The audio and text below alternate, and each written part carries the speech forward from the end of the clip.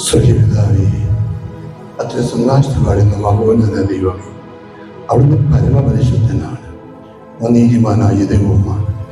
അവിടുത്തെ അനന്തമായ സ്നേഹത്തിൽ നിന്നും ഞങ്ങളുടെ പാപങ്ങളും അപരാധങ്ങളും കരുണയോടെ അവിടുന്ന് തുടച്ചു മാറ്റുകയും വീണുപോയി ഞങ്ങളെ കൈക്ക് പിടിച്ച് എഴുന്നേൽക്കുകയും മുറിവേറ്റവരെ ഞങ്ങളെ മുറിവുണക്കുകയും അശക്തരായി തീർന്നവരെ ശക്തീകരിക്കുകയും കർത്താവെ ഞങ്ങൾക്ക് നിത്യരക്ഷയും ജീവൻ നൽകുകയും ചെയ്യുന്ന കർത്താവാണ്. ദൈവമേ, അവിടുത്തെ പക്കലേക്ക് ഞങ്ങളിതാ കരുണ നേടുകയാണ്. ഞങ്ങളുടെ ഗതിയെ ഉയർത്തുകയാണ്. ഞങ്ങൾ വീണുപോയവരാണ്, പാപത്തിൻ്റെ അടിമത്തിൽ വീണുപോയവരാണ്. ഞങ്ങൾക്ക് എഴുന്നേൽക്കാൻ പറ്റാത്ത വിധത്തിൽ, സ്വന്തമാകാൻ പറ്റാത്ത വിധത്തിൽ ബന്ധനത്തിലായിരിക്കുന്നവരാണ്. സാത്താൻ ഞങ്ങളെ ബന്ധിച്ചിരിക്കുന്നു. കർത്താവെ, ജഡത്തിൻ്റെ ദുഷ്പ്രവർത്തികൾ ഞങ്ങൾ ബന്ധിച്ചിരിക്കുന്നു. ശാരീരിക ദുരഭിലാഷങ്ങൾക്ക് വഴങ്ങി ഞങ്ങളെ തന്നെ അശക്തരാക്കിയിരിക്കുന്നു. അതാ വിമോചനത്തിന് വേണ്ടി ഞങ്ങൾ ദാഹിച്ച് പ്രാർത്ഥിക്കുകയാണ്. ഇസ്രായേൽ ഈജിപ്തിൻ്റെ ക്ലേശങ്ങൾ കണ്ട് അവരെ അനുഗ്രഹിക്കാൻ വേണ്ടി മോസസിനോട് രക്ഷയൊരുക്കിയ കർത്താവ്, ഞങ്ങൾക്കായി പുത്രനായ യേശു ക്രിസ്തു ഒരുക്കപ്പെട്ട രക്ഷയിലേക്ക് ഞങ്ങളെ ചേർത്തണയുവാൻ തിരുവുള്ളമാകണമേ ഞങ്ങൾ പ്രാർത്ഥിക്കുന്നു. കർത്താവേ, അനുഗ്രഹിക്കുന്ന നാഥ, കവിയുടെ കർത്താവെ, ഞങ്ങൾ ഓരോരുത്തരെയും ആശീർവദിക്കണമേ.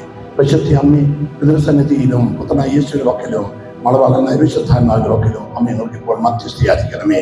സുഖത്തെ മഹിമയിരിക്കുന്ന സകല വിശുദ്ധന്മാരും രക്തസാക്ഷികളും പിതാക്കന്മാരും പ്രവാചകന്മാരും നിർദ്ദേശകരും അൽപ്പന്മാരും ശ്രേഷ്ഠന്മാരും എല്ലാം ഞങ്ങൾക്ക് വേണ്ടി പ്രാർത്ഥിക്കട്ടെ, ഇപ്പോഴും എപ്പോഴും എന്നേക്കും. Amen. Praise the Lord. Praise the Lord. നിങ്ങൾ എന്തെങ്കിലും ഒരു ജീവനില്ലാത്ത പാപം കേട്ട് കേട്ട് കേട്ട് മരവിച്ചു പോയോ? Price the Lord. ആ, ജീവനുണ്ട്, ജീവനുണ്ട്. ഞങ്ങൾക്ക് ചത്തുപോയെന്ന് ഓർത്തു. Price the Lord. ഹല്ലേലൂയ. ജീവനോടെ നിന്ന് വിളിക്കുമ്പോൾ നിങ്ങൾ പറഞ്ഞാൽ നമ്മുടെ ജീവനോടെ നിന്ന് വചനം കേൾക്കണം. Price the Lord. ഹല്ലേലൂയ. ഹൃദയത്തിന്റെ ആളുകളിലേക്ക് വചനം ഇറങ്ങിച്ചെല്ലണമെങ്കിൽ ഹൃദയം നമ്മൾ തുറക്കുന്നവരായി മാറണം. ഹൃദയം തുറക്കാതെ ദൈവത്തിന് വചനം പാത്രം അടച്ചു വെച്ചാൽ അതിലേക്ക് ഒഴിക്കുന്ന വെള്ളം ഇതിനകത്ത് കയറില്ല. മനസ്സ് തുറക്കാതിരുന്നാൽ അവിടെ ഇരുന്നാൽ നമ്മളിതിൻ്റെ ഉള്ളിലേക്ക് നമ്മൾ കുറച്ച് ഗ്യാസ് വെച്ചിട്ട് അവിടെ ഇരുന്നാലോ ഒന്നും കൊള്ളില്ല. ഉള്ളിലേക്ക് എല്ലാം എടുത്ത് കളയാം. ബാക്കി ചിന്തകളും വിചാരങ്ങളും വികാരങ്ങളും എല്ലാം എടുത്ത് മാറ്റിക്കളയാം. എന്നിട്ട് കർത്താവ് നൽകുന്ന തിരുവചനത്തിലേക്ക് കടന്നു വന്ന് നൂതനമായ ഈ അടഞ്ഞു കിടന്ന മുറിയിലേക്ക് കതക് തുറക്കുമ്പോൾ ശുദ്ധമായി കയറുമ്പോൾ ഉണ്ടാകുന്ന ഒരു സന്തോഷം, അതുപോലെ എൻ്റെ ഹൃദയത്തിലെ അടഞ്ഞു കിടന്ന അവസ്ഥയിലേക്ക് തമ്പുരാൻ കർത്താവിന്റെ ചൈതന്യം ഇറങ്ങി വരുമ്പോൾ നമുക്ക് ലഭിക്കുന്ന ഒരു ആശ്വാസം, അതാണ് നമ്മൾ ആഗ്രഹിക്കേണ്ടത്. ഹല്ലേലൂയ. ഓ ജീവനില്ല, ജീവനില്ല, ജീവനില്ല. Hallelujah, hallelujah, hallelujah. നമ്മൾ ആ ഒരു ജീവന് വേണ്ടി നമ്മൾ ആഗ്രഹിക്കുക. മരുവിച്ച് വച്ചൊരു കൂടി നടന്നു കഴിയുമ്പോൾ ഇവിടെ ഇങ്ങനെ ഒരു താഴ്വരയിലേക്ക് ചെന്ന് കഴിയുമ്പോൾ അവിടെ നിന്ന് അങ്ങ് ദൂരെ നിന്ന് എത്തിച്ചേരുന്ന കാറ്റടിക്കുമ്പോൾ, ഇളം കാറ്റടിക്കുമ്പോൾ എന്തൊരു സുഖം അല്ലേ, എന്തൊരു സുഖം. നമ്മൾ വെയിലത്തിങ്ങനെ ചിലപ്പോൾ വേനക്കൊക്കെ നമ്മളിങ്ങനെ വേരത്ത് ഒരിച്ചൊക്കെ ഇരിക്കുന്ന സമയത്ത് പെട്ടെന്നൊരു കാറ്റ്, ഹായ് എന്ത് സുഖം. അതെ, നമ്മുടെ ജീവിതത്തിലേക്ക് ദൈവത്തിന്റെ പരിശുദ്ധാത്മാവിന്റെ കാറ്റടിക്കുമ്പോൾ അവൻ തീനാളമായി അന്ധകാരത്തിലേക്ക് തീനാളമായി ഇറങ്ങി വരുമ്പോൾ ഉണ്ടാകുന്ന ഒരു സന്തോഷം നമ്മുടെ ജീവിതത്തിൽ നിന്നറിയണം. Hallelujah, hallelujah. എല്ലാ ജീവനോടെ നിന്ന് hallelujah. Price the Lord, praise the Lord. അതുകൊണ്ട് പ്രിയമുള്ളവരെ, നമ്മുടെ ദൈവത്തിന്റെ രാജ്യത്തിൽ നിന്നും നമ്മളിലേക്ക് ദൈവത്തിന്റെ കൃപാചലം ഒഴുകാൻ പോവുകയാണ്. ദൈവത്തിന്റെ രാജ്യത്തിൽ നിന്നും പിതാവിന്റെ മഹത്വത്തിന്റെ പ്രഭ നമ്മളിലേക്ക് ഒഴുകിയെത്താൻ പോവുകയാണ്. ദൈവത്തിന്റെ രാജ്യത്തിൽ നിന്നും താങ്ങായി തണലായി തമ്പുരാൻ കർത്താവ് ഇറങ്ങി വരാൻ പോവുകയാണ്. ആ നാഥനിലേക്ക് കൊച്ചു കുഞ്ഞുങ്ങളെ കൈനീട്ടുമ്പോൾ അവിടെ ചാടിച്ചെല്ലുന്നത് പോലെ നമ്മുടെ ആത്മാക്കളെ ചേർത്ത് വയ്ക്കാൻ കഴിയണം. Price the Lord. Hallelujah, hallelujah. കൊച്ചു കുഞ്ഞുങ്ങളെ കൈനീട്ടിയാല് ആ കുഞ്ഞുങ്ങൾ ചാടി വരും. നമ്മുടെ ഇതിനു വേണ്ടി അമ്മയുടെ സ്നേഹം വരാൻ, അമ്മയുടെ മാറിലേക്ക് ചായാൻ, അമ്മയുടെ ചുംബനം സ്വീകരിക്കാൻ, അങ്ങനെ ആ ജീവിതത്തെ സന്തോഷം കൊണ്ട് നിറയ്ക്കാൻ വേണ്ടി ദാഹിക്കുന്നത് പോലെ എന്റെ പ്രിയമുള്ള മക്കളെ, നിങ്ങളും ദൈവപിതാവിന്റെ വാത്സല്യ സ്നേഹം നുകരാൻ വേണ്ടി അപ്പൻ കൈനീട്ടുമ്പോൾ ആ കർവലയത്തിലേക്ക് ചാഞ്ഞു കൊടുക്കാനായിട്ട് കഴിയണം. Hallelujah, hallelujah, hallelujah. യേശുവിന്റെ മക്കള് അമ്മ നമുക്കൊരു കൈ നീട്ടുന്നുണ്ടാവും. പക്ഷേ അമ്മ, മക്കളെ വിഷമിക്കേണ്ട നാഥ, മക്കളെ നിങ്ങൾ വിഷമിക്കേണ്ട. എന്റെ പുത്രന് നിങ്ങൾക്ക് വേണ്ടി ചിന്തിയ തിരിച്ചോര ഞാൻ ശേഖരിച്ചു വെച്ചിട്ടുണ്ട് മക്കളെ. അത് ഞാൻ നിങ്ങളെ കഴുകി നിങ്ങൾ വിശുദ്ധീകരിക്കാം. അവന്റെ തിരുമാംസം ഞാൻ ശേഖരിച്ചു വെച്ചിട്ടുണ്ട് മക്കളെ. അത് നിങ്ങൾക്ക് ഞാൻ നൽകി നിങ്ങൾ ഞാൻ പോഷിപ്പിക്കാം. അങ്ങനെ നമ്മുടെ അമ്മ നമ്മളെ മാടി വിളിക്കുന്നുണ്ടാവും. അവിടെ ആ കരങ്ങളിലേക്ക് നമ്മൾ കൊടുക്കുവാൻ, ആ മാറിലേക്ക് നമ്മൾ ചേർത്ത് വയ്ക്കുവാൻ കഴിഞ്ഞാൽ നിങ്ങൾ രക്ഷപ്പെടും. അവരാതെ ഇങ്ങനെ ഓരോ വിമ്പഷ്ടപ്പെട്ടിരുന്നിട്ട് വിമഷ്ടപ്പെട്ടിരിക്കുക. ഹല്ലേലൂയാ. അവിടെ നിങ്ങളിലേക്ക് ഒന്നും കടന്നു വരില്ല. നിങ്ങളുടെ ഹൃദയം ഉണർന്നാലേ, മനസ്സ് ഉണർന്നാലേ ദൈവത്തിന്റെ ചൈതന്യത്തിലേക്ക് ഇറങ്ങി വരാൻ പറ്റുകയുള്ളൂ. തുറക്കപ്പെടുവിൻ എന്നാൽ ഞാൻ നിങ്ങളെ പ്രവേശിക്കാം. തുറന്നു തന്നാൽ ഞാൻ പ്രവേശിക്കാം. നിങ്ങൾ വാദിക്കാൻ ഞാൻ മുട്ടിക്കൊണ്ടിരിക്കാം. വെളിപാട് പുസ്തകം പറയുന്ന പോലെ തുറന്നു തന്നാൽ ഞാൻ സ്വീകരിക്കാം. നിങ്ങളുടെ ഹൃദയം തുറക്കാൻ തയ്യാറാകുന്നില്ലെങ്കിൽ എനിക്കൊന്നും ചെയ്യാൻ പറ്റില്ല. ഞാൻ മുട്ടിക്കൊണ്ടിരിക്കാനേ പറ്റുള്ളൂ. മുട്ടി ഞാൻ മടുക്കുമ്പോൾ ഞാൻ വിട്ടുപോകും. Hallelujah, price the Lord. ഞാൻ മുട്ടി മടുക്കുമ്പോൾ ഞാൻ ഇട്ടിട്ട് പോകും. മനസ്സിൽ തുറന്നു മതി. തുറന്നു തന്നാൽ ഞാൻ വന്ന് നിങ്ങളിൽ വസിച്ചുകൊണ്ട് നിങ്ങളുടെ ദുഃഖഭാരങ്ങളും പാപഭാരങ്ങളും അതുപോലെ വേദനകളും ഉത്കണ്ഠകളും നിരാശകളും കുറ്റബോധം എല്ലാം എടുത്തു മാറ്റി നിങ്ങൾക്ക് സമാധാനം തരാം. അടച്ചിരുന്ന മുറിയിലേക്ക് കർത്താവ് ഇറങ്ങി. എന്നിട്ട് അവിടെ അസ്വസ്ഥത നിറഞ്ഞ ഒരു സമൂഹമായിരുന്നു. അവരാ ആകെ അസ്വസ്ഥനായിരിക്കുക. അങ്ങനെ അസ്വസ്ഥരായിരുന്ന ശിഷ്യന്മാരുടെ ഇടയിലേക്ക് കർത്താവ് കടന്നു വന്നിട്ട് സമാധാനം.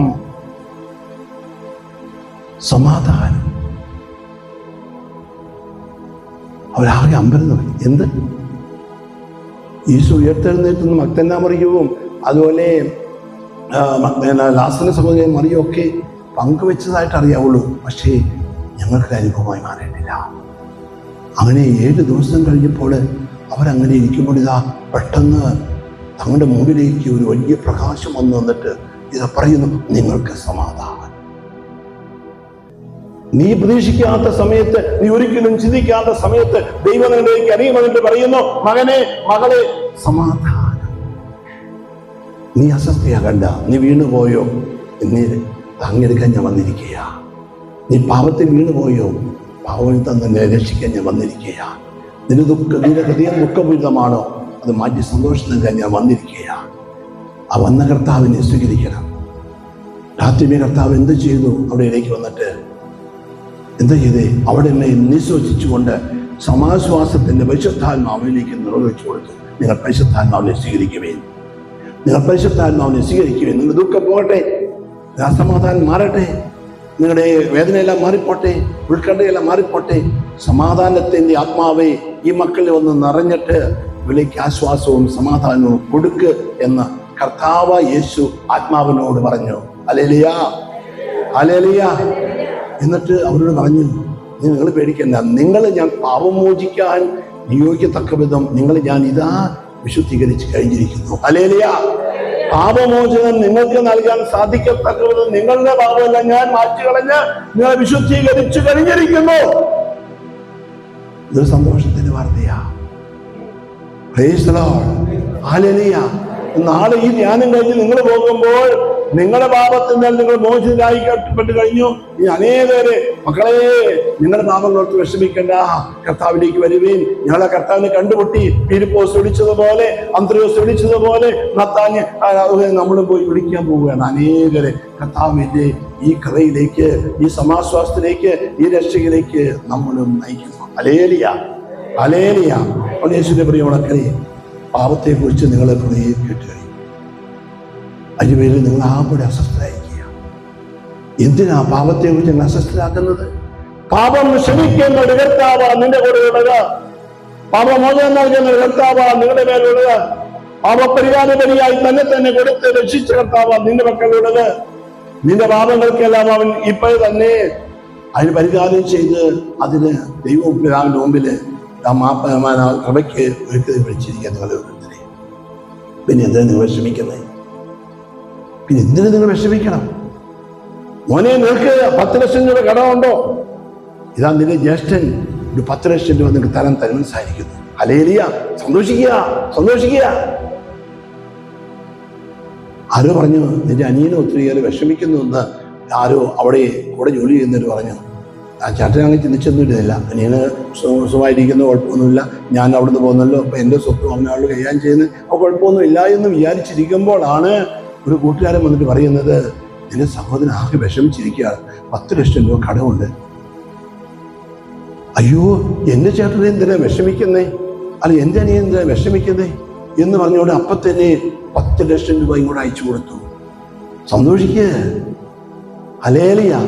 ഇതുപോലെ നിന്റെ ദൈവമായ കർത്താവ് നമ്മുടെ ഇതിലേക്ക് വന്നിട്ട് പറയുക, മോനെ നീ എന്തിനാ ഭാരപ്പെട്ടിരിക്കുന്നത്, നീ എന്തിനാ അസ്വസ്ഥനായിരിക്കുന്നത്, നിന്റെ കടമെല്ലാം വീട്ടാൻ സ്വർഗീയ അപ്പച്ചൻ ഇതാ കവിയായിരിക്കുന്നു. Hallelujah, hallelujah, hallelujah. യേശുവേ നന്ദി, യേശുവേ സ്തുതി, യേശുവേ ആരാധന. ഹല്ലേലൂയ.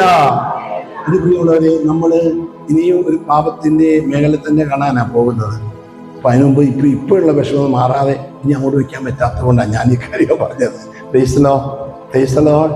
ഇപ്പോൾ ഇനി ഞാൻ അച്ഛൻ പാരമ്പര്യം വയ്ക്കാൻ പോവാണെങ്കിൽ ഞങ്ങൾ ഇപ്പൊ തന്നെ അനങ്ങാൻ പറ്റുന്നില്ല, ഭാരം കൊണ്ട് ഞാൻ ആകപ്പാട് വിഷമിക്കുക, എൻ്റെ അച്ഛൻ ഇനി അച്ഛൻ ഭാരം വെക്കല്ലേ എന്ന് വെച്ചോണ്ടാണ് അന്നിരിക്കുന്നത്. എന്നാ ചെയ്യുന്നത്? നമ്മുടെ പ്രിയമുള്ളവരെ, നമ്മള് കർത്താവിന്റെ മുമ്പിലേക്ക് കൊടുക്കാൻ പോയി ഇനി ഭാരം ഒന്നും പേടിക്കേണ്ട കാര്യമില്ല. ഭാരപ്പെടുത്താൻ വേണ്ടിയിട്ടല്ല, ഭാരത്തെ കുറിച്ച് ബോധ്യം നൽകിയ ഭാരം എടുത്തു കളയാൻ വേണ്ടി, ഇളക്കി തരാൻ വേണ്ടിയിട്ടാ ഇതൊക്കെ പറയുന്നത്.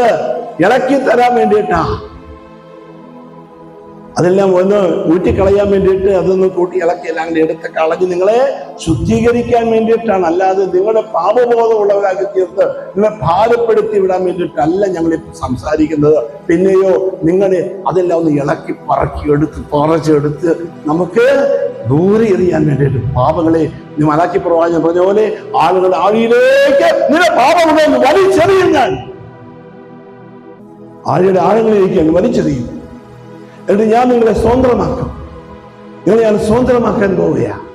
അതുകൊണ്ട് പ്രിയമുള്ളവരെ, ഇതിലായിക്കാണ് നിങ്ങളെ ഞാൻ സഹായിക്കുന്നത്. അല്ലാതെ പാപഭാരമെല്ലാം കൊണ്ട് നിങ്ങളെ കൊണ്ടുവന്ന് ഇതെല്ലാം കൊണ്ട് കൊണ്ടുവന്ന് അവിടെ വെച്ചാൽ അതെല്ലാം ചിന്തിക്കാതെ മറച്ചു വെച്ചിരുന്നാണ് വലിപ്പം കുഴപ്പമൊന്നുമില്ലാതെ ഈ പശ എല്ലാം കൊണ്ട് എടുത്ത് ഇളക്കി പറഞ്ഞു, എൻ്റെ അച്ഛോ എനിക്ക് പറ്റുന്നില്ല, സഹിക്കാൻ പറ്റുന്നില്ല, ആൾപ്പാട് വിഷമിക്കുക, ഭാരപ്പെടുക.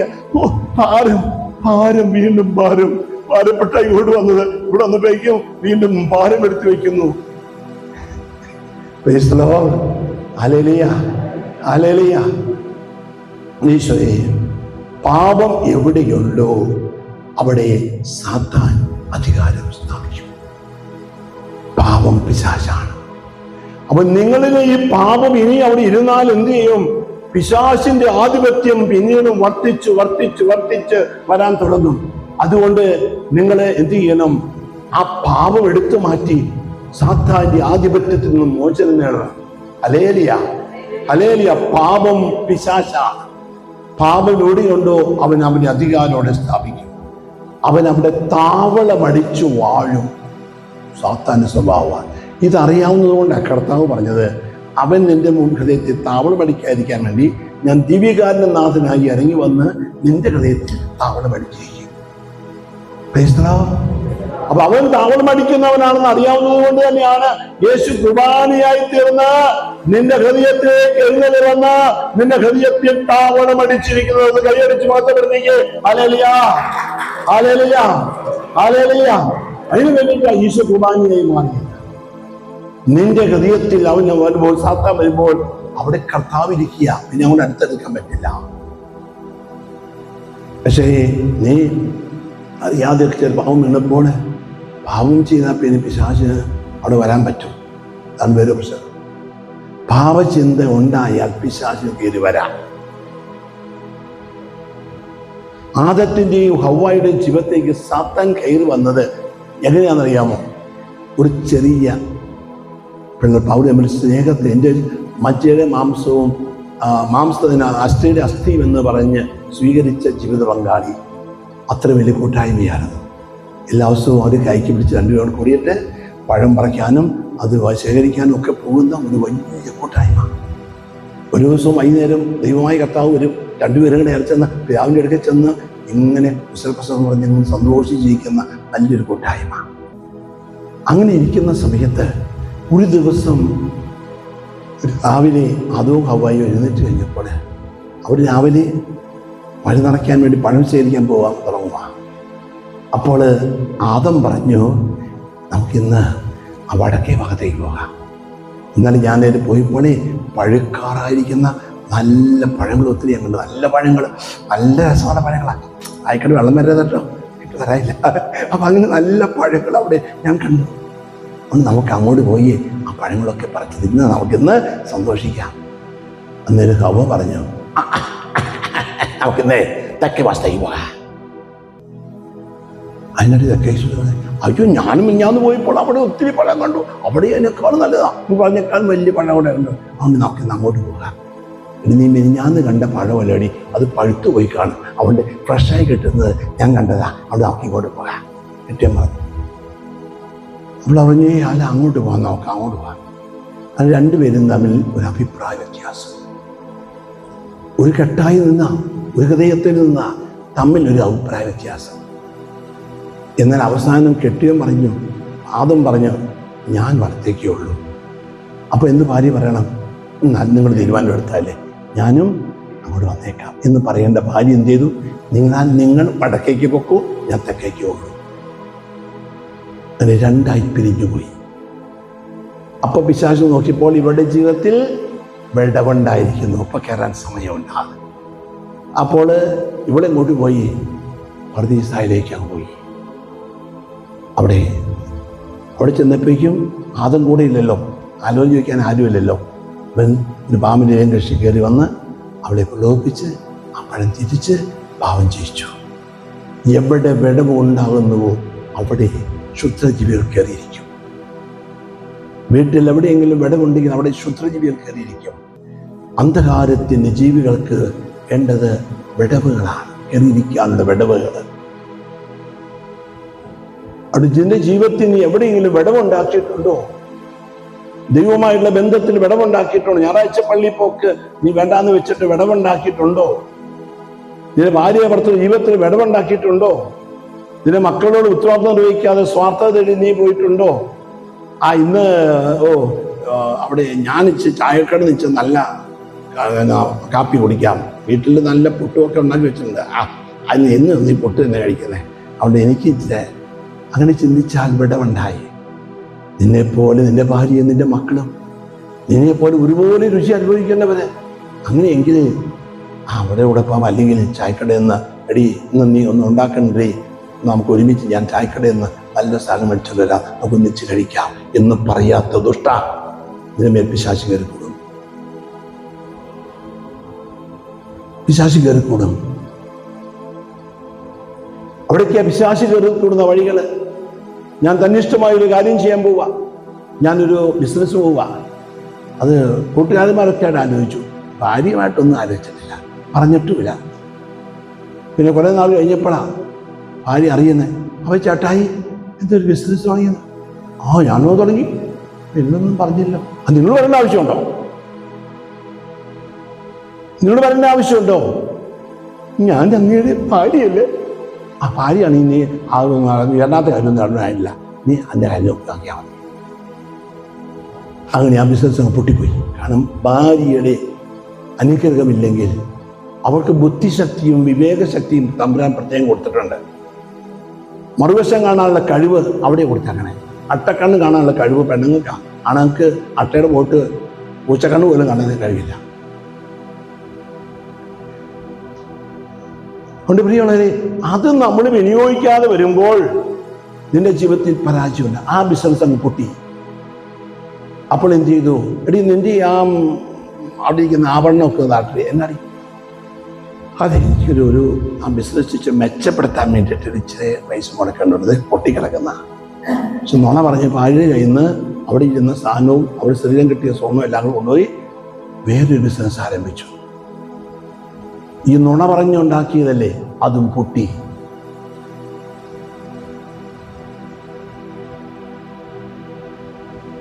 ഇങ്ങനെ പോകുന്ന ജീവിതം. അപ്പോൾ നിന്നെ ഒന്നിച്ച് ജീവിക്കാൻ, ഒന്നിച്ച് പ്രവർത്തിക്കാൻ, ഒരു ഞരമ്പായി മാറാൻ വിളിക്കപ്പെട്ടവർ എവിടെയെങ്കിലും വിടവുണ്ടാക്കിയാൽ നിങ്ങളുടെ ജീവിതത്തിൽ പിശാച് കയറിക്കൂടും, പരാജയം ഉണ്ടാക്കും. നാളെ സാത്താൻ തവള അടിക്കുന്ന രീതി അതാണ്. അതുകൊണ്ട് പ്രിയമുള്ളവരെ, ദാവീദ് പാപം ചെയ്തപ്പോൾ നാത്താൻ പ്രവാചകൻ വന്ന് അവനോട് പറഞ്ഞൊരു വാക്കുണ്ട്. സാമുവേലിന്റെ 2-ാമത്തെ പുസ്തകത്തിന്റെ 12-ാം അധ്യായം 10. ചേച്ചി എന്ന് പോയാൽ വചനം വായിക്കാൻ പോയാ അത് വായിക്കാൻ ആരാ വചനെടുത്ത് വായിക്കുന്നേ? മൈക്കിലൂടെ അല്ലാണ്ട് ഞാൻ തന്നെ ഏതാണ്ട് ഒരു സന്തോഷമില്ല. അപ്പോൾ 2 സാമുവേല് 12-ാം അധ്യായം 10-ാം തിരുവചനം. സമയം തരാൻ പറ്റില്ല. ഈ വീട്ടിൽ നിന്നും വാൾ ഇനി ഒഴിയുകയില്ല. ഈ വീട്ടിൽ നിന്ന് ഇനി വാൾ ഒഴിയുകയില്ല. പ്രിയമുള്ളവരെ, ഈ വീട്ടിലേക്ക് ആര് കയറി വന്നിട്ടുണ്ട്? സാത്താൻ കയറി വന്നു, ആധിപത്യം സ്ഥാപിച്ചു. ഇനിവിടെ എന്നും പ്രശ്നങ്ങളും വാളുകളും കൊലപാതകങ്ങളും ഒക്കെ ആയിരിക്കും സംഭവിക്കാൻ പോകുന്നത്. പ്രിയമുള്ളവരെ, എന്തുകൊണ്ടാണ് ഈ വാള് കയറി വരാൻ കാരണം? ദാവീദിന്റെ ജീവിതത്തിൽ വലിയ ഗൗരവമായ ചില പാപങ്ങൾ ചെയ്തു പോയി. ആ പാപം ഗൗരവമായ പാപമാണ്. ഒന്ന്, തൻ്റെ വിശ്വസ്തനായ സർവ്വസൈന്യാധിപൻ ഉറിയ അനേക രാജ്യങ്ങളെ വെട്ടിപ്പിടിച്ച് തൻ്റെ രാജ്യത്തോട് ചേർത്ത് ആ രാജ്യത്തെ വിപുലപ്പെടുത്തിക്കൊണ്ട് മുന്നോട്ട് പോകുന്ന ആ ഉന്നതനായ വ്യക്തിത്വത്തിൻ്റെ ഉടമയായി അവൻ യുദ്ധത്തിൽ മുഴുകിയിരിക്കുമ്പോൾ അല്പം വിശ്രമിക്കാൻ വേണ്ടി വീട്ടിലേക്ക് വന്ന ദാവീദ് ഒരു ദിവസം മട്ടിപ്പാവലോട് ഉല്ലസിക്കുന്ന സമയത്ത് അവന് ഒരു പാപചിന്ത ഉണ്ടായി. അങ്ങനെ മനുഷ്യനല്ല അദ്ദേഹം. അങ്ങനെ ഒരു ചിന്ത അദ്ദേഹം ഉണ്ടായിട്ടുള്ളതല്ല. അതിവിടെ കയറിക്കൂടി ഞാൻ പിന്നീട് പറയാം. അപ്പോൾ അവൻ്റെ ഒരു ചിന്തയുണ്ടായി. അവൻ അങ്ങ് ദൂരെ അവിടെ കുളിക്കടവിൽ കുളിക്കുന്നവരെ കണ്ടു. അവൻ്റെ ചിന്ത മാറിപ്പോയി. ആ കൂട്ടത്തിൽ ഉറിയായുടെ ഭാര്യ ബോർഷബയുണ്ടായിരുന്നു. ബോർഷബ അവിടെ നിന്ന് കുളിക്കുന്ന കൂട്ടത്തിലുണ്ടായിരുന്നു. ബോർഷബ സുന്ദരിയായിരുന്നു. ബോർഷബയ്ക്ക് ആ സ്ത്രീയിൽ ആജന്യാഗം ഉണ്ടായി. ഉടനെ ദാവീദ് രാജാവ് അവളെ അരമനയിൽ വിളിച്ചു വരുത്തി അന്ന് അവളുമായി ശയിച്ച് അവളെ നശിപ്പിച്ചു.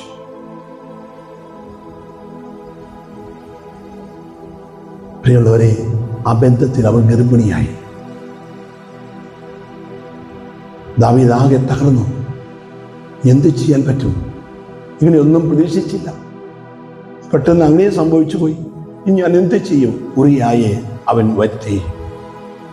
ഉറിയായുടെ അയച്ചു വരുത്തിയിട്ട് പറഞ്ഞു, ഈ ഗർഭസ്ഥ ശിശുവിൻ്റെ ഉടമസ്ഥാവകാശം അവനെ ഏൽപ്പിക്കാൻ വേണ്ടിയിട്ടാണ് ദാവീദ് കാണിച്ച പരിപാടി.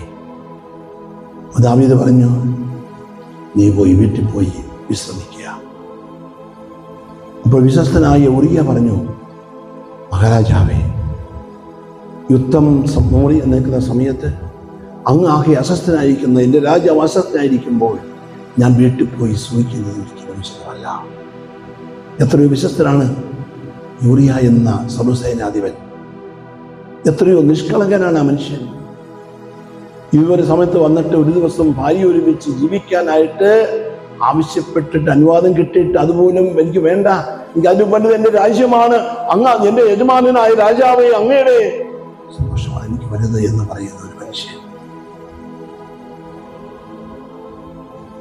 തന്നെ വളരെയേറെ നിർബന്ധിച്ചിട്ടും അദ്ദേഹം കൂട്ടാക്കാത്തതിനാൽ ഇനി അദ്ദേഹത്തിൻ്റെ മാർഗമുള്ളൂ അദ്ദേഹം ഉറിയായെ കൊല ചെയ്യുക, ഉറിയായി ഇല്ലായ്മ ചെയ്യുക. അപ്പോൾ ആളുകൾ പറയും, ഉറിയ വന്നിട്ടുണ്ടായിരുന്നല്ലോ വീട്ടിൽ, അവൻ വീട്ടിൽ പോയി താമസിച്ച് കാണും, അങ്ങനെ അവൾ ഗർഭിണിയായതായിരിക്കും എന്ന് വിചാരിച്ചുകൊള്ളും. തൻ്റെ തലയിൽ നിന്നും ഈ പാപഭാരം എടുത്തു മാറ്റാൻ അവൻ കണ്ടെത്തിയ മാർഗമാണ്. യൂദാസ് കണ്ടെത്തിയ മാർഗമുണ്ടല്ലോ, 30 വെള്ളി നാണയം തിരികെ കൊടുത്താൽ എൻ്റെ ഗുരു തിരിച്ചു കിട്ടില്ലേ? നീ ചെയ്ത പാപത്തിന് ഞാൻ തന്നെ പരിഹാരം കണ്ടെത്തി ഞാൻ മോചിപ്പിക്കുമെന്ന് വിചാരിക്കുന്ന മനുഷ്യ, നീ വലിയ കഷ്ടതയിലാണ്. ഞാൻ ചെയ്ത പാപത്തിന് ഞാൻ തന്നെ പരിഹാരം ചെയ്ത് വീണ്ടെടുക്കുമെന്ന് ചിന്തിക്കുന്ന മനുഷ്യ, നീ പോകുന്നത് നിത്യനാശത്തിലേക്കാണ്.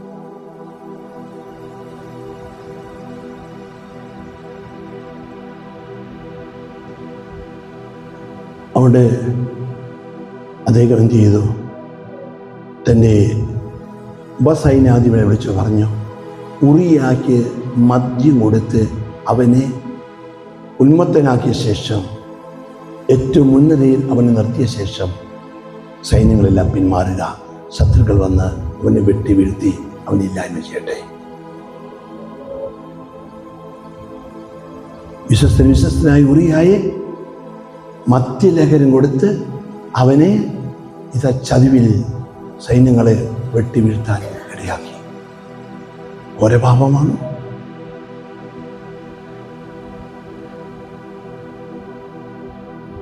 ഇതുപോലെ എത്രയോ വലിയ ഗൗരവ പാപങ്ങളാണ് ചെയ്ത് കൂടിയാക്കണേ. എത്രയോ വലിയ വഞ്ചനകളാണ് കൂട്ടിച്ചേർത്താണ്. വഞ്ചന, ചതിവ്, വക്രത, ദുർബുദ്ധി, ദുരാലോചന, കള്ളത്തരം, കാപട്യം, കപടത,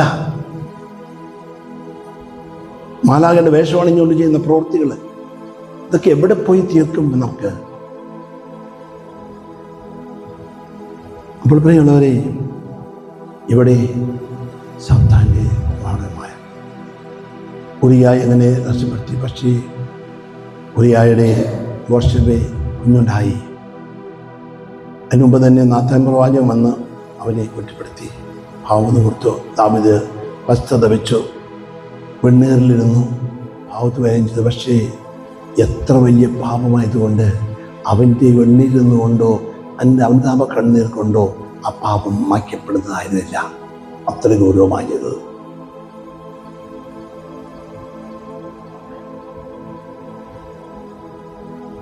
അതുകൊണ്ട് ഒരു കുഞ്ഞുണ്ടായി, അത് മരിക്കാൻ പോവാ, ദ്വിതീയ രോഗിയായി. ദാവീദ് ആകെ വേദനിച്ചു. കാരണം സുന്ദരിയായ തൻ്റെ ഭാര്യ നിനയ്ക്കാൻ പോകുന്ന കുഞ്ഞ് എത്രയോ സുന്ദരനാണെന്ന് അവൻ ചിന്തിച്ചു. അവിടെ പക്ഷേ അവനോട് ചാക്കൊടുത്ത് വെണ്ണീരിൽ നിന്ന് ദൈവത്തോട് പ്രാർത്ഥിച്ചു, ദൈവമേ എൻ്റെ കുഞ്ഞിനെ രക്ഷിക്കണമേ എന്ന് പ്രാർത്ഥിച്ചു. പക്ഷെ ദൈവം പ്രാർത്ഥന കേട്ടില്ല, കുഞ്ഞ് മരിച്ചുപോയി. ഭാവിയുടെ പ്രാർത്ഥന ദൈവം കേൾക്കില്ല. കരഞ്ഞ് പ്രാർത്ഥിച്ചാലും, ഹൃദയം ഉരുകി പ്രാർത്ഥിച്ചാലും, വെണ്ണീരിൽ നിന്ന് പ്രാർത്ഥിച്ചാലും, പാപിയെ നിന്റെ പ്രാർത്ഥന ദൈവം കേൾക്കില്ല.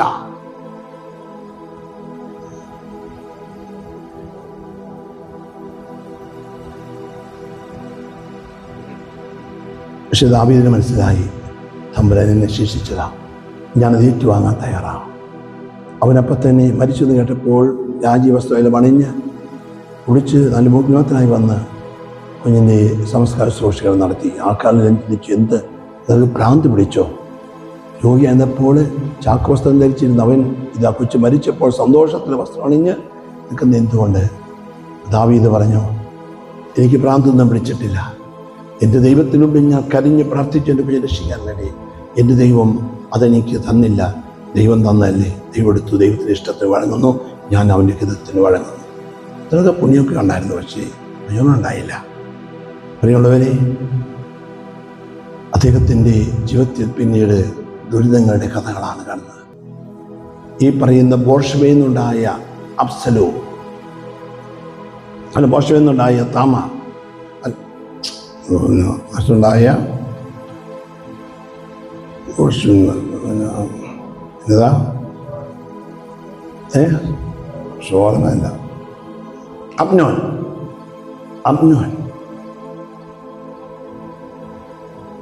സ്വന്തം ഭാര്യയിൽ നിന്നുണ്ടായിട്ടുള്ള താമാർ എന്ന പെങ്ങള്, രണ്ടമ്മമാരെന്ന് മാത്രമേ ഉള്ളൂ. അവളോട് അവൻ എന്തെന്നില്ലാത്ത അനുരാഗം, സ്വന്തം പെങ്ങളോട് എന്തില്ലാത്ത അനുരാഗം. അവൻ അവളെ പ്രാപിക്കണം. എന്ത് ചെയ്തു? അവൻ രോഗം നടിച്ചു കിടന്നു. രോഗം നടിച്ചു കിടന്നിട്ട് അമ്നോൻ വന്ന് താമാർ വന്ന് എന്നെ ശുശ്രൂഷിക്കണമെന്ന് ആവശ്യപ്പെട്ടു. അവൾക്ക് മനസ്സിലായി ഒരു ഉദ്ദേശപരമാണെന്ന്.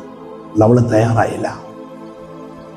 അവൻ പഠിച്ചുകൊണ്ട് 12 നോക്കിയിട്ട് നടക്കാത്തതുകൊണ്ട് അപ്പൻ്റെ അടുത്ത് പോയി പറഞ്ഞു, അപ്പാ, ഞാൻ രോഗാവസ്ഥയിലാണ്, എന്നെ ശുശ്രൂഷിക്കാനായി എൻ്റെ പെങ്ങൾ താമാറെന്ന് പറഞ്ഞയക്കാൻ അന്നൊന്ന് നിർദ്ദേശിക്കണം. ദാവീദ് വേറൊന്നും ചിന്തിച്ചില്ല. സ്വന്തം പെങ്ങളും ആങ്ങളെയും അവരൊന്നിച്ച് സഹായിച്ചെന്നെ കുഴപ്പം. അവിടെ താമാനെ വിളിച്ചു പറഞ്ഞു, പോയി ആങ്ങളെ സഹായിക്കടി എന്ന് ആവശ്യപ്പെട്ടു.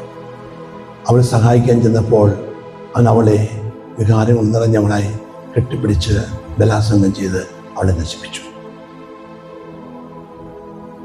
ദാവീദ് ചെയ്ത അതേ പാപം ഇവിടെ തുടരുകയാണ്. സ്വന്തം മകളെ, ഉറിയായുടെ സ്വന്തം ഉന്നതനായ തൻ്റെ ശുശ്രൂഷകനെ, ഹൃദയം സ്നേഹിച്ചവനെ, ഭാര്യയെ നശിപ്പിച്ചതുപോലെ സ്വന്തം പെങ്ങളെ, സ്വന്തം സഹോദരൻ നശിപ്പിച്ചു. ഇത് കേട്ട് താമാറിൻ്റെ സഹോദരൻ അബ്സലോ ആദ്യം വികാരമുണ്ട്, പക്ഷെ അത് പ്രകടമാക്കിയാൽ ശരിയാകാത്തതുകൊണ്ട് അത് മനസ്സിൽ സൂക്ഷിച്ചുകൊണ്ടിരുന്നു. തക്ക സമയത്ത് പ്രതികാരം ചെയ്യാൻ അവന് മനസ്സിൽ കുറിച്ചു വെച്ചു. പക്ഷെ അവൻ യാതൊരു ഭാവപ്രകടനവും നടത്തിയില്ല. അങ്ങനെ തക്ക സമയം വന്നപ്പോൾ അബ്സലോം ഒരു സത്യ നടത്തി. ആ സത്യയിൽ പങ്കെടുക്കാൻ അമ്നോനെ വിളിച്ചിട്ടുണ്ടായിരുന്നു. അമ്നോൻ വന്നു. വേറൊന്നും വിചാരിച്ചില്ല, കാരണം അങ്ങനെ ചിന്തിച്ചിട്ടില്ല. അമ്നോനെയും മത്തി കൊടുത്ത് മയക്കി ദാവീദ് കൊല്ലാൻ എങ്ങനെ ഉപയോഗിച്ച അതേ മാർഗത്തിൽ തന്നെ ഇവനും ചെയ്തു. സ്വന്തം സഹോദരനെ മദ്യത്തിൽ മയക്കിയിട്ട് അവനെ വെട്ടിക്കൊന്നു. പാപം റിപ്പീറ്റ് ചെയ്യുകയാണ്. അവനെ നിഷ്കണ്ണം വെട്ടിക്കൊന്നു. സ്വന്തം സഹോദരനെ പ്രതികാരത്തിനായി വെട്ടിക്കൊന്നു.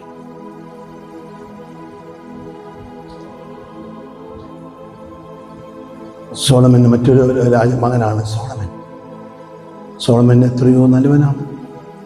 ദാവീദിന് ദേവാലയം പണിയാൻ പറ്റിയില്ലെങ്കിൽ സോളമൻ 40 വർഷം കൊണ്ട് ഈ ലോകത്തിലെ ഏതെല്ലാം രാജ്യങ്ങളിലെ ഏറ്റവും ശ്രേഷ്ഠമായ വസ്തുക്കൾ അതെല്ലാം കൊണ്ടുവന്ന് ഇന്ത്യയിൽ നിന്ന് പോലും കേരളത്തിൽ നിന്ന് പോലും വിശിഷ്ടമായി ചന്ദ്രത്തടികളും മറ്റും കൊണ്ടുപോയി എന്നാണ് പറയുന്നത്. അതെല്ലാം കൊണ്ടുപോയി അതിശ്രേഷ്ഠവും അതിമനോഹരവും അതിമഹത്വരവുമായ ജെറുസലേം ദേവാലയം പണിതുയർത്തി. അത് കഴിഞ്ഞപ്പോഴേക്കും അവൻ ഈ പാപം കയറാൻ തുടങ്ങി. എന്ത് ചെയ്തു? അവൻ അവിടെ ഉണ്ടായിരുന്ന യഹൂദന്മാരിൽ ഉണ്ടായിരുന്ന ഗുരുതം കൊള്ളാവുന്ന പെൺകുട്ടികളെല്ലാം ഭാര്യമാരെ സ്വീകരിച്ചു. ഇത് തൃപ്തി അടയാതെ വിജാതീയ പെൺകുട്ടികളെ അവൻ വിവാഹം ചെയ്തു. യഹൂദന്മാരുടെ നിയമം ലംഘിച്ചുകൊണ്ട് വിജാതീയ സ്ത്രീകളെ വിവാഹം കഴിച്ചു. അവസാനം അവരെല്ലാം വന്നു കഴിഞ്ഞപ്പോൾ അവർ പറഞ്ഞു, ഞങ്ങൾക്ക് ഞങ്ങളുടെ ദേവന്മാരെ ദേവിമാരെയും ഒക്കെ പൂജിക്കണം, ഞങ്ങൾക്ക് അവിടെ ദേവന്മാർ പോയി ഉണ്ടാക്കണം. അങ്ങനെ അവർക്ക് വേണ്ടി കുടിയമ്പലങ്ങളും അവിടെ വിഗ്രഹങ്ങൾ ഉണ്ടാക്കി കൊടുക്കേണ്ടി വന്നു. അങ്ങനെ രാജധാനി മുഴുവനും അശുദ്ധമാക്കി ദൈവകോപത്തിനിരയാക്കി തീർത്തു. സോളമന്റെ നാമം പോലും നാമാവശേഷമായി. കണ്ടു, ദാവീദ് ചെയ്തു കൂട്ടിയ പാപത്തിന്റെ ഫലമാണ്. നമ്മൾ ചെയ്യുന്ന ഓരോ പാപത്തിന്റെ ദുർഫലങ്ങൾ എവിടെയൊക്കെ പൊന്തി വരുന്നതെന്ന് നമുക്കറിയാൻ പാടില്ല. എവിടെയൊക്കെയാണ് പൊന്തി വരുന്നത് അറിയാൻ പറ്റില്ല. എൻ്റെ പ്രിയമുള്ളവരെ, നമ്മൾ ചിന്തിക്കാനായിട്ട് ശ്രമിക്കണം. അതുകൊണ്ട് എന്താണ് നമ്മൾ അതിഗൗരവമായ പാപങ്ങൾ ചെയ്യുമ്പോൾ പിശാച് ഇറങ്ങി വരുന്നത് അതുപോലെയുള്ള ക്രൂര പിശാചുക്കളായിരിക്കും. പാപത്തിൻ്റെ ഗൗരവം അനുസരിച്ച് വരുന്നത് പിശാചുകൾ ഇഷ്ടം പോലെ ഉണ്ടല്ലോ, അനേക പിശാചുക്കളാണ്. അതിലും പ്രധാനപ്പെട്ട സാധനമാണ് 7 എണ്ണം മൂല പാപങ്ങൾ. ഇതൊക്കെ നമ്മൾ കടന്നു വരും. 7 പിശാചുകളുടെ ഓരോന്നിൻ്റെ ശക്തി വളരെ വർദ്ധിച്ചത്. അപ്പോൾ വലിയ പിശാചുകൾ വലിയ പാപം ചെയ്യുമ്പോൾ വലിയ പിശാച് വരും. ചെറിയ പാപമൊക്കെ ചെയ്യുമ്പോൾ ചെറിയ പിശാചുക്കളെ വരുള്ളൂ. വലുത് വന്നാലത്തെ അവസ്ഥ ദയനീയമാണ്. അപ്പോൾ വലിയ ഗൗരവമായി പാപം ചെയ്താൽ അവൻ്റെ വാസം നിന്റെ തലമുറയിൽ നിൽക്കുന്നതല്ല, വരും തലമുറയിലേക്കും അതിൻ്റെ തലമുറയിലേക്കും അതിൻ്റെ തലമുറയിലേക്കും 3, 4 തലമുറ വരെയും അവൻ്റെ ഉന്നതമായ പ്രവർത്തനത്തിൻ്റെ ദുർഫലങ്ങൾ പോകാൻ തുടങ്ങും. അതാണ് തലമുറ പാപം എന്ന് പറയുന്നത്. വലിയ പാപം തലമുറയിലേക്ക് അതിനെ പറയും. പുറപ്പാടിൻ്റെ പുസ്തകത്തിൻ്റെ 20-ാം അധ്യായത്തിൻ്റെ 5-ാം തിരുവചനം, 1-ാമത്തെ പാപതാണ് അന്യദേവന്മാരെ ആരാധിക്കുക. അവയ്ക്ക് മുമ്പിൽ പ്രണമിക്കുകയോ അവയെ ആരാധിക്കുകയോ ചെയ്യരുത്. എന്നാൽ ഞാൻ നിങ്ങളുടെ ദൈവമായ കർത്താവ് അസഹിഷ്ണുവായ ദൈവമാണ്. എന്നെ വെറുക്കുന്ന പിതാക്കന്മാരുടെ കുറ്റങ്ങൾക്ക് അവരുടെ മക്കളെയും 3, 4 തലമുറ വരെ ഞാൻ ശിക്ഷിക്കുന്നവനാണ്. എന്നെ വെറുപ്പിക്കുക, 1-ാം പ്രമാണം ലംഘിച്ചുകൊണ്ട് അന്യദേവന്മാരെ പൂജിക്കുകയോ ശബരിമലയ്ക്ക് പോവുകയോ പൂജാരികൾ നടത്തുകയോ ഒക്കെ ചെയ്യുന്നവരുടെ തലമുറ 3, 4 തലമുറ വരെയും അതിൻ്റെ കോപം, ദൈവകോപം നിൽക്കും. അതുകൊണ്ട് 3-ാം തലമുറ വിശേഷിക്കും. പുറപ്പാട് 34, 6, 8 കർത്താവ് കാരുണ്യവാനും കൃപാനിധിയുമായ ദൈവമാണ്. കോപിക്കുന്നതിൽ അവൻ വിമുഖനാണ്. സ്നേഹത്തിനും വിശ്വസ്തതയിലും അത്യുദാരനാണ്. തെറ്റുകളും കുറ്റങ്ങളും പാപങ്ങളും ക്ഷമിച്ചുകൊണ്ട് ആയിരങ്ങളോട് കരുണ കാണിക്കുന്നവനാണ്. എന്നാൽ കുറ്റവാളികളുടെ നേരെ കണ്ണടയ്ക്കാതെ പിതാക്കന്മാരുടെ കുറ്റങ്ങൾക്ക് മക്കളെയും മക്കളുടെ മക്കളെയും 3, 4 തലമുറ വരെയും ശിക്ഷിക്കുന്നവനാണ്. ദൈവകാരുണ്യം പ്രസംഗിക്കുന്നതിന്റെ കാര്യമൊന്നുമില്ല. 3 4 തലമുറ ശിക്ഷിക്കുന്ന ദൈവമാണ് ഞാൻ. ജെറമ്യാ 32:15 അങ്ങ് 1000 തലമുറയോട് കരുണ കാണിക്കുന്നു, എന്നാൽ പിതാക്കന്മാരുടെ അകൃത്യത്തിന് മക്കളോട് പോലും പകരം വീട്ടുകയും ചെയ്യുന്നു. സങ്കീർത്തനം 17:14 ഇഹലോക ജീവിതം മാത്രം ഓഹരിയായി കരുതിയിരുന്ന മർത്യരിൽ നിന്നും കർത്താവേ അങ്ങേക്കറി ഞങ്ങൾ രക്ഷിക്കട്ടെ. അങ്ങ് അവർക്ക് വേണ്ടി ഒരുക്കിയിരിക്കുന്നവ കൊണ്ട് അവരുടെ വയറ് നിറയട്ടെ. ഇഹലോക ജീവിതം മാത്രം ഓഹരിയായി കരുതുന്ന മർത്യരിൽ നിന്നും അങ്ങേക്കറി രക്ഷിക്കട്ടെ. ഇഹലോക ജീവിതമാണ്. വേറെ ഒന്നുമില്ല. തിന്നുക, കുടിക്കുക, മതിക്കുക, മറ്റൊരു പാപമെല്ലാം ചെയ്യുക, ജഡിക പാപങ്ങളോ എന്ത് പാപങ്ങളോ ചെയ്ത് കൂട്ടുക, അതൊക്കെ ജീവിതത്തിൽ നിന്ന് പോകും എന്ന് വിചാരിക്കുന്ന മനുഷ്യനോട് കർത്താവ് പറഞ്ഞു, ഈ ലോക ജീവിതം മാത്രം ഓഹരിയായി കരുതുന്ന മർത്യരിൽ നിന്നും അങ്ങേക്കരം എന്നെ രക്ഷിക്കട്ടെ. അങ്ങ് അവർക്ക് ഒരുക്കിയിരിക്കുന്നത് കൊണ്ട് ഈ ലോക ജീവിതം കൊണ്ടെല്ലാം തീരുമെന്നും ഇവിടെ എന്ത് അനീതി കാണിച്ചാലും എന്തൊക്കെ തീർന്നു പോകുന്നു വിചാരിക്കുന്നത് അവർക്ക് ഒരുക്കിക്കുന്ന കൊണ്ട് അവരുടെ വയറ് നിറയും. എന്ത് സംഭവിക്കും? അവരുടെ സന്തതികൾക്കും സമർത്ഥമായി കിട്ടും. അവരുടെ മിച്ചമുള്ളത് അവരുടെ പേരക്കിടാങ്ങൾക്ക് വേണ്ടി മാറ്റിവെക്കപ്പെടും. മക്കളും മക്കളുടെ മക്കൾക്കും എല്ലാം കിട്ടും. അവിടെ നിലച്ചു പോവില്ല.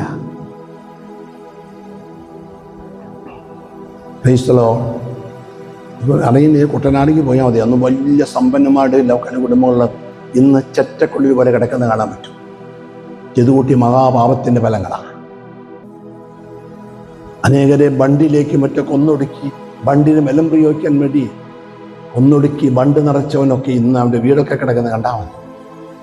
ചെയ്ത മഹാപാപത്തിന്റെ ഫലം. അല്ലെങ്കിൽ ചുറ്റുപാടൊന്ന് കണ്ണടിച്ച് നോക്കിയാൽ മതി. പല വലിയ കുടുംബങ്ങളും തകർന്ന് കിടക്കുന്നത് കാണാൻ പറ്റും. കാരണം ഒന്ന് അന്വേഷിച്ച് നോക്കിയാൽ മനസ്സിലാവും. കാരണം എന്താണ്?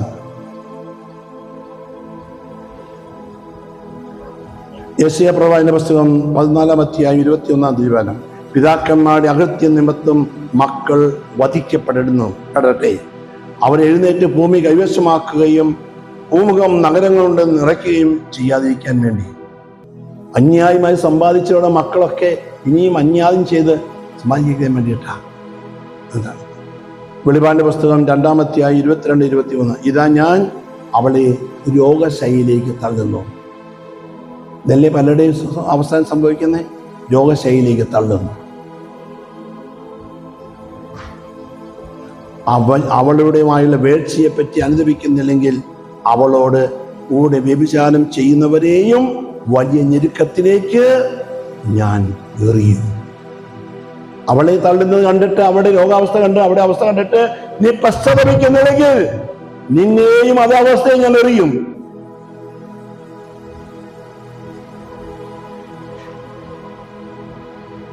അവിടെ വ്യഭിചാരിക്കുന്നവരെയും എറിയും. അവളുടെ മക്കളെ ആകട്ടെ മരണത്താൽ ഞാൻ ശിക്ഷിക്കും. മക്കളെ ഞാൻ മരണത്താൽ ശിക്ഷിക്കും. കൊച്ചുണ്ടായി, 3-4 പിള്ളേരുണ്ടായി, ഒക്കെ മരിച്ചുപോയി.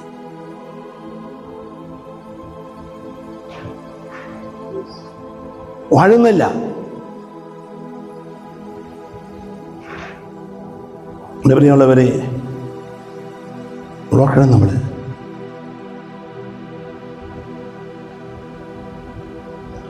ദാവീദ് ചെയ്ത പാപത്തിൻ്റെ വലിയ ശിക്ഷ അനുഭവിച്ചതിനെ കുറിച്ച് ഞാൻ പറയുന്നത് നോക്കണം. അതുകൊണ്ട് പ്രിയമുള്ളവരെ, പാപത്തെ വെറുക്കാൻ കഴിയണം.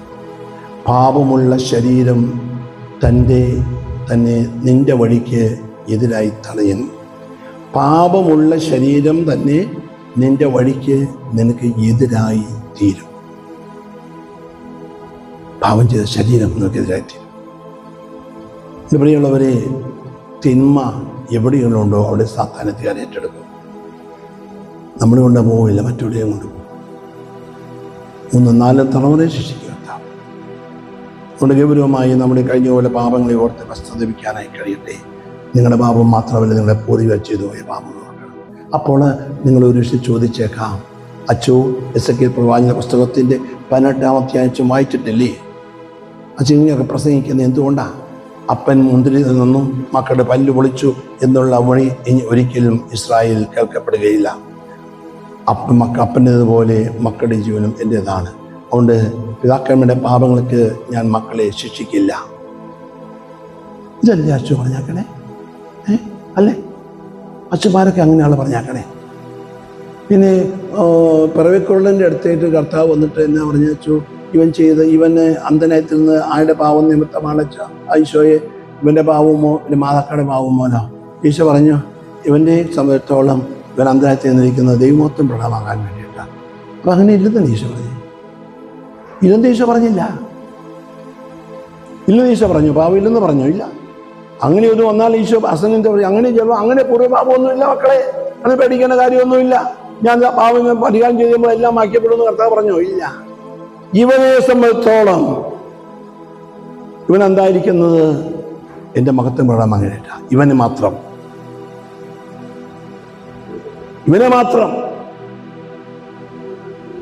എല്ലാവർക്കും അങ്ങനെയല്ല. എന്നിട്ട് പോയി കർത്താവ് എങ്ങനെയാ അവന് സൗഖ്യം നൽകിയത്? എത്രയോ അന്ധന്മാർക്ക് കാഴ്ച കൊടുത്തിട്ടുണ്ട് കർത്താവ്. കണ്ണിൽ തൊട്ടു കാഴ്ച. ബർത്തമീസ് വന്ന് എനിക്ക് വീണ്ടും കാഴ്ച കിട്ടുമെന്ന് പറഞ്ഞു. കാഴ്ച തിരട്ടെ, കാഴ്ച ലഭിച്ചു. ഒരുത്തൻ വന്നു, അവന് കണ്ണിൽ തൊട്ടു, അവൻ കാഴ്ച ശേഷം പൂർണ്ണ കാഴ്ചയല്ലായിരുന്നു, പിന്നെ ഒന്നുകൂടെ തൊട്ടു, അവൻ കൊണ്ട് സൗഖ്യം പ്രാപിച്ചു. എല്ലാ അന്ധന്മാരെയും കർത്താവ് സുഖപ്പെടുത്തിയത് വൺ ടച്ച് ഹീലിംഗ്. എന്നാൽ ഇവനെ എങ്ങനെയാ കർത്താവ് സുഖപ്പെടുത്തിയത്? നിന്നെ സുഖപ്പെടുത്തിയത് പ്രവൃത്തിവിടാ, നിന്റെ കണ്ണ് തുറക്കപ്പെട്ടെ. കണ്ണ് തുറന്നു അല്ലേ? അങ്ങനെയല്ലേ? അങ്ങനെയല്ലേ? അതെ അല്ലേ? ബൈബിൾ വല്ലപ്പോഴും വായിക്കണേ, ചുവയിലിരുന്ന കാര്യമല്ല. കർത്താവ് എന്ത് ചെയ്തു? കുറച്ച് മണ്ണെടുത്ത് തുപ്പി ചേറുണ്ടാക്കി. ഇത് കേൾക്കുമ്പോൾ നമുക്ക് എന്ത് തോന്നും? എന്നെ വൃത്തികേട്ടെ കാണിക്കുന്നത്, തുപ്പി ചേറുണ്ടാക്കുന്നു. എൻ്റെ കണ്ണിൽ തേക്കാനാ? ഇരിക്കട്ടെ. അപ്പം വലിയ പൂശിയേക്കാന്ന് വിചാരിച്ചു. എന്നിട്ട് എന്ത് ചെയ്തു? അതുകൊണ്ട് മൊത്തം അങ്ങോട്ട് കൈ കുഴിഞ്ഞു പോയ കണ്ണല്ലേ, അങ്ങോട്ട് പൊത്തി അങ്ങ് വെച്ചു. അപ്പോൾ ഈ പ്രവിക്കുണ്ടന്മാർക്കൊക്കെ ചെറിയ നേരിയ പ്രകാശം കിട്ടും. അതിൻ്റെ നടന്നുകൊണ്ടിരുന്നത് ഈ ടൗണിക്കടൊക്കെ നടക്കുന്നത് കണ്ടിരുന്നത്. അവർക്ക് ഒരു നേരിയ പ്രകാശത്തിന്മേൽ അവർക്ക് ഇങ്ങനെ പോകാൻ പറ്റുമായിരുന്നു. അങ്ങനെ പോയിക്കൊണ്ടിരുന്ന അതിൻ്റെ ഇടയിൽ കളഞ്ഞു. എന്നിട്ട് എന്ത് ചെയ്തു? ശീലോകായിക്കുളത്തിൽ പോയി കഴുകാൻ പറഞ്ഞു. എത്ര കിലോമീറ്റർ പോകണമെന്നറിയാമോ? ഈ പറഞ്ഞ സ്ഥലവും ഈ ശീലോകായിക്കുളത്തിൽ പോയി കഴുകാൻ പറഞ്ഞു. എന്നാൽ ശിഷ്യന്മാരവിടെ നിൽപ്പുണ്ട് 12. എടാ ഇന്നൊന്ന് കഴിക്കാൻ പറഞ്ഞോ? ഇല്ല. വേറെ ആൾക്കാർ ചുറ്റുപാട് ഇഷ്ടംപോലെ നിൽപ്പുണ്ട്, ഒന്ന് പോയി കഴിച്ചോണ്ടാ പറഞ്ഞോ? ഇല്ല. നീ പോടാ. ഇവൻ എങ്ങനെ പോകും? കുത്തിയിരുന്ന് ഇറങ്ങണം. അതിൽ തപ്പി അവൻ ചെന്ന് ഇത്രയും മൈലുകൾ ചെന്ന് അവിടെ ചെന്നിട്ടോ കുളവാ. ഇവിടുത്തെ കുളം പോലെ കുളമല്ല, അത് വലിയ വീതിയിലുണ്ടാക്കിയ കിണർ പോലുള്ള സ്ഥലമാണ്. 12 മണ്ഡപങ്ങളുണ്ടാന്ന് പറയുന്നത്, 7 മണ്ഡപമുണ്ടാന്ന് പറയുന്നതൊക്കെ അത് അതുപോലെ വീതിയിലുണ്ടാക്കുന്ന കുളമാണ്. അവിടെ ചെന്നാലോ കണ്ണാന്താരം പോയി ചേട്ടാ അതിന് തിന്നി അടി ചത്തുള്ളൂ. അവിടെ അടുത്തത്താകുമ്പോൾ പിന്നെ എന്ത് ചെയ്യണം?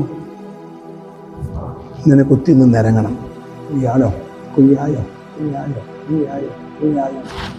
ഇറങ്ങണി നിനക്ക് കണ്ടുപിടിക്കുന്നത്. പിന്നെ അതിൻ്റെ കവാടം കണ്ടുപിടിക്കണം. അത് എത്ര ചുറ്റും നണിയാലൊന്ന് കണ്ടുപിടിക്കണേ. എവിടെയാ കവാടം? ഇവിടെ മൊത്തം ഇങ്ങനെ മതിൽ കെട്ടി വെച്ചേക്കുക. ഇങ്ങനെ തപ്പി എവിടെ പോലും കവാടം ഇവിടെയാണോ? ഇവിടെയുണ്ടോ? ഈ തപ്പി നടന്ന് അവൻ അവിടെ ചെന്ന് കവാടം കണ്ടുപിടിച്ച് ആ നടയെല്ലാം ഇറങ്ങിച്ചെന്ന് അവിടുന്ന് വെള്ളം കോരിയെടുത്ത് അവൻ കഴിയണം. എന്തിനാ ഈ കഷ്ടപ്പാടില്ല? അവൻ്റെ തലമുറ ചെയ്ത പാപത്തിനുള്ള പരിഹാരം ചെയ്യിച്ചതാണ്.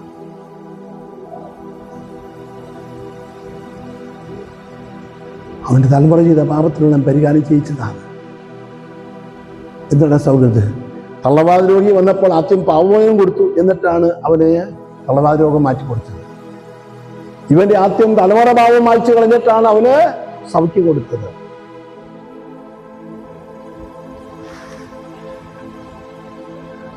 അപ്പോൾ എസെക്കിയേൽ പ്രവാചക പുസ്തകത്തിലെ 18-ാം അധ്യായത്തിൽ എന്താണ്? അതിന് താഴേക്കൊന്ന് വായിച്ചു നോക്കിക്കേ. അവിടെ കർത്താവ് ചില കാര്യം പറഞ്ഞിട്ടുണ്ട്. ഒരുവൻ നീതിമാനും നീതിയും ന്യായവും അനുസരിച്ച് പ്രവർത്തിക്കുന്നതാണെന്നിരിക്കട്ടെ, അവൻ പൂജാരികളെ സമീപിക്കുകയോ അന്യസ്ത്രീയെ മലിനപ്പെടുത്തുകയോ വ്യഭിചാരം ചെയ്യുകയോ ഒന്നും ചെയ്യുന്നില്ല. അവന് എല്ലാ കാര്യത്തിലും നന്മ പ്രവർത്തനം ചെയ്യുന്നു, ദരിദ്രനെ സഹായിക്കുന്നു, നിന്നെ ലോകം. അപ്പം അവൻ ചെയ്യുന്ന ഒരു പാവം പോലും അവൻ്റെ ജീവിതത്തിൽ ചെയ്തിരുന്നില്ല. മാത്രമല്ല അവൻ ഒത്തിരിയേറെ സൽകൃത്യങ്ങൾ ചെയ്യുന്നു. അപ്പോൾ അങ്ങനെ അവൻ്റെ പാപങ്ങൾക്ക് വേണ്ടി ഒന്നും അവൻ ചെയ്യാൻ അനുഷ്ഠിക്കേണ്ടി വരുന്നില്ല. പിന്നെയോ അവൻ ചെയ്യുന്ന സൽകൃത്യങ്ങളുടെയും പുണ്യപ്രവർത്തനങ്ങളുടെയും കാരുണ്യപ്രവർത്തനങ്ങളുടെയും ദാനധർമ്മങ്ങളുടെയും എല്ലാം ഫലം ആർക്ക് വേണ്ടി പോകും? അപ്പൻ്റെ പാപം മാറ്റാൻ വേണ്ടി പോകും, വല്യപ്പൻ്റെ പാപം മാറ്റാൻ വേണ്ടി പോകും, അപ്പൂപ്പൻ്റെ പാപം മാറ്റാൻ വേണ്ടി പോകും. അങ്ങനെയാണ് അവിടെ എസെക്കിയേൽ പ്രവാചകൻ പറയുന്നത് മോചിതരാകുമെന്ന് പറയുന്നത്.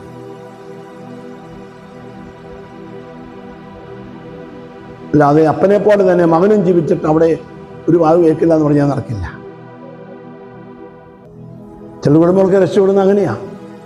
വല്യപ്പനും അപ്പൂപ്പനും ചെയ്ത പാപങ്ങൾക്ക് മക്കളെന്നോട് കുത്തിയിരുന്ന് പരിഹാരം ചെയ്ത് പ്രാർത്ഥിച്ച് പ്രാർത്ഥിച്ച് പ്രാർത്ഥിച്ച് പ്രാർത്ഥിച്ച് ഇപ്പോൾ കുടുംബത്തിൽ കൃപയായി. ഇപ്പോൾ ഇതാ കുഞ്ഞുങ്ങൾ നന്നായി പഠിക്കുന്ന കുഞ്ഞുങ്ങളെ വന്നു, അവർ ജോലി കിട്ടാൻ തുടങ്ങി, കഷ്ടപ്പാട് മാറി. അല്ലെങ്കിൽ എന്ത് ചെയ്യും? പണ്ടത്തെ വലിയ വലിയ മകന്മാരൊക്കെ ഇന്ന് കൂലി വേല ചെയ്ത് നടക്കുക. എൻ്റെയൊക്കെ നാട്ടിൽ ഞാൻ കാണുന്നുണ്ട്. എൻ്റെ വീട്ടിൽ വലിയ സമ്പന്നൻ, ഞാനതൊക്കെ കൊതിയോടെ നോക്കി വന്നവരൊക്കെ എൻ്റെ വീട്ടിൽ കൂലി വേലയ്ക്ക് വന്നു.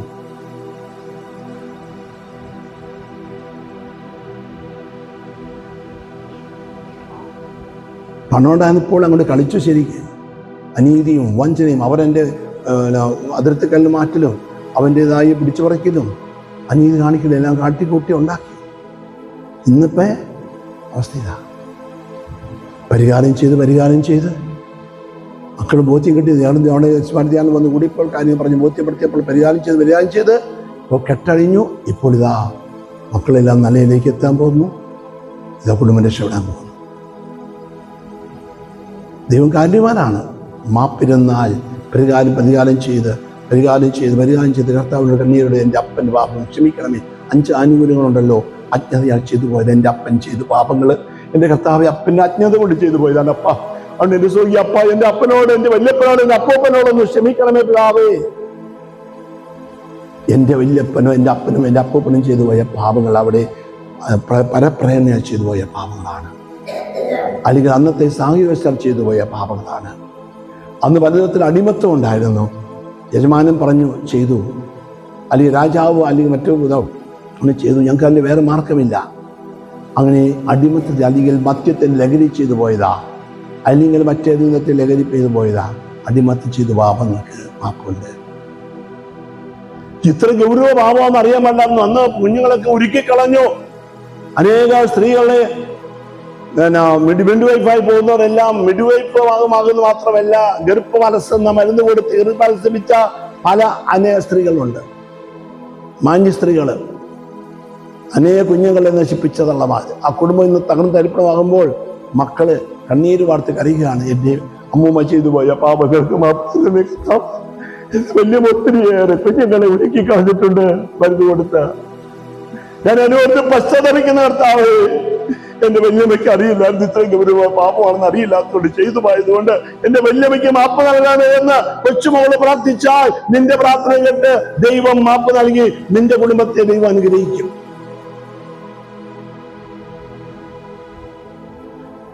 ഇതൊന്നും കൂടാതെ ഒന്നും മാപ്പ് കിട്ടുന്നതായി വിചാരിക്കേണ്ട. കാരുണ്യവാനായ കർത്താവല്ലേ, അങ്ങോട്ട് ക്ഷമിച്ചേക്കും. അതുകൊണ്ട് കാരുണ്യം പൊക്കലാണ്. കണ്ണക്കൊന്ത 100, 200, 300, 500, 1 കോടി ഞാൻ രക്ഷപ്പെടില്ല. കണ്ണക്കൊന്നയിൽ ഞാൻ രക്ഷപ്പെടില്ല.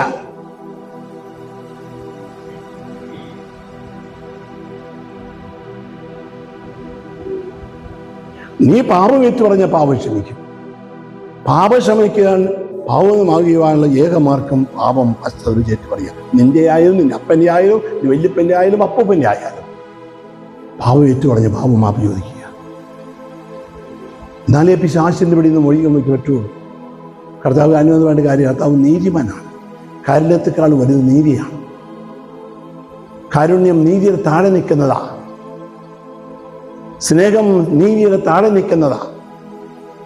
കാരുണ്യമല്ല ഏറ്റവും മുകളിൽ നിൽക്കുന്നത്, നീതിയാണ് ഏറ്റവും മുകളിൽ നിൽക്കുന്നത്. ആരും തെറ്റിദ്ധരിച്ചിട്ടുണ്ടെങ്കിൽ ഇന്ന് തിരുത്തിക്കൊള്ളുക.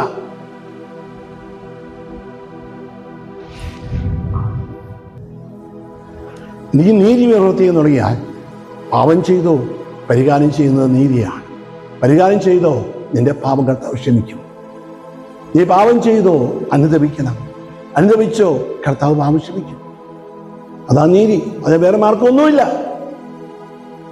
നീ പാപം ചെയ്തോ, നീ അനുദപിച്ച് കർത്താവ് സ്ഥാപിച്ചിരിക്കുന്ന കുദാശയിലൂടെ രക്ഷപ്പെടുക. അല്ല നീ അവനോട് നേരിട്ട് എന്ന് പറഞ്ഞാൽ നിന്റെ കർത്താവ് ഒരുക്കിയ സംവിധാനത്തിലൂടെ അല്ലാതെ നിനക്ക് രക്ഷപ്പെടാൻ പറ്റില്ല.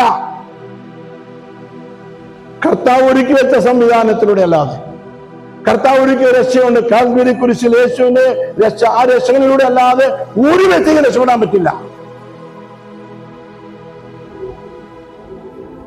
ഞാൻ തെറ്റിദ്ധരിച്ചാൽ ഒരു പേര്, ഓ ശ്രീപുത്തന് വലിയ ജീവൻ അയച്ചാണല്ലോ, അപ്പോൾ ഞാൻ ശ്രീപുത്തനിലൂടെ രക്ഷ പ്രാപിക്കാം, അതുകൊണ്ട് ഞാൻ കുറച്ച് തപസ്സും ഏതെങ്കിലും എവറസ്റ്റിനെ ഒടുവിൽ പോയിട്ട് അവിടെ ഇരുന്ന് തപസ് ചെയ്ത് ശ്രീപുത്തനിലൂടെ രക്ഷപ്പെടണമെന്ന് വെച്ചാൽ നടക്കില്ല.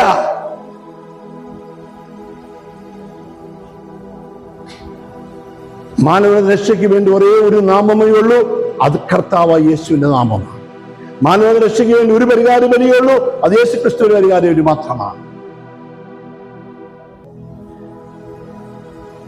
അതുകൊണ്ട് ആ ബലിയിലൂടെ രക്ഷ പ്രാപിക്കാൻ നമ്മൾ ആഗ്രഹിക്കും. ആ ബലിയിലൂടെ രക്ഷപ്പെടുകയായി നമുക്ക് കഴിയണം. അവന്റെ ബലിയിലൂടെ അല്ലാതെ ഒരു രക്ഷയില്ല. അവനിലൂടെ അല്ലാതെ ഒരു രക്ഷയില്ല. ലോകത്തിൽ ആർക്കും സാധിക്കാൻ രക്ഷ തരാൻ ഒരു മതത്തിനും കഴിയില്ല.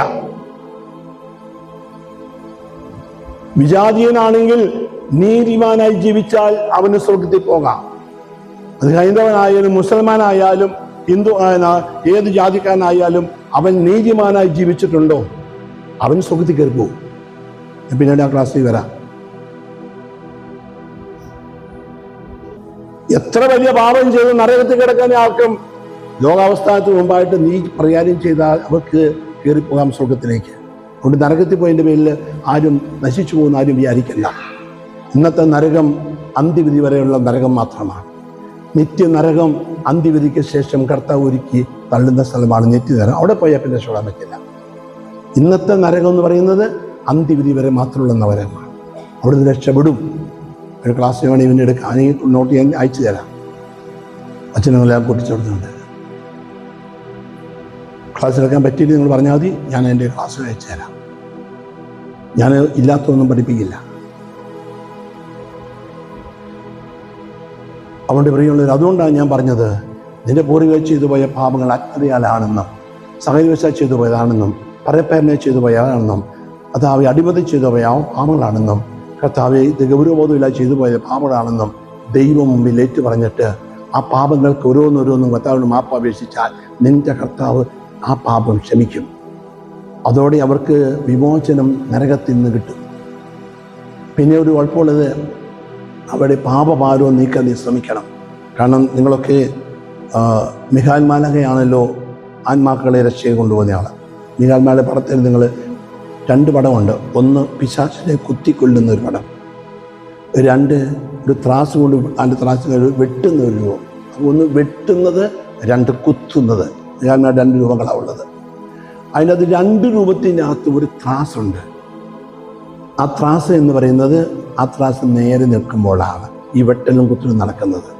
എന്ന് പറഞ്ഞാൽ നിന്റെ അപ്പനുണ്ടാക്കിയ കടങ്ങളെല്ലാം മായ്ക്കൂടി ചെയ്യണം. പാപമാറ്റാ പാത്രം പോലെ മറ്റ് കടങ്ങളൊക്കെ ഉണ്ടാവും, അതെല്ലാം മായ്ക്കപ്പെടണം. അപ്പം നീ സൽകൃത്യങ്ങൾ, കാരുണ്യപ്രവർത്തനങ്ങൾ, ദാനധർമ്മങ്ങൾ, പരോപകാര പ്രവർത്തികൾ, മറ്റ് സൽകൃത്യങ്ങൾ ചെയ്ത് ആ നരകത്തിൽ കിടക്കുമ്പോൾ ഇടത്തെ തട്ട് താണ് കിടക്കുവാണ്, വലത്തെ തട്ട് മുഖം നീക്കുക.